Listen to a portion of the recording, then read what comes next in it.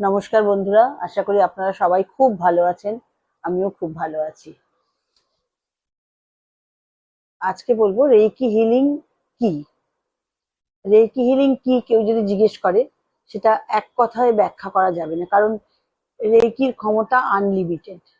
আমরা যতটুকু জানি তা হয়তো কিছুই না, কারণ আমাদের জানার বাইরেও প্রচুর জিনিস এই রেইকি থেকে পাওয়া যায়, যা রোজই আমরা নতুন নতুন মানুষদের মাধ্যমে জানতে পারছি। আর তেমনি আগামী দিনেও অনেক কিছুই আরো জানতে পারবো। শরীর মন আমরা যেটুকু জানি সেটা হচ্ছে শরীর মন দুটিকেই রেইকি হিল করতে পারে, এবং মন হিল করা মানে মন শান্ত করা, ঠান্ডা করা। একটা রাগী মানুষকে রেইকি অল্প কিছুদিনের অভ্যাসের পরে একজন নরম ঠান্ডা মানুষে পরিণত করতে পারে। এরকম লোক প্রচুর আমাদের কাছে শিখেছেন, যারা খুব রাগী, কিন্তু রেইকি শেখার পরে তাদের সেই রাগ একদম জল হয়ে গেছে। রেইকি শেখা ও অভ্যাস করার জন্য আপনার কোনো শারীরিক ও মানসিক রোগ থাকার দরকার নেই।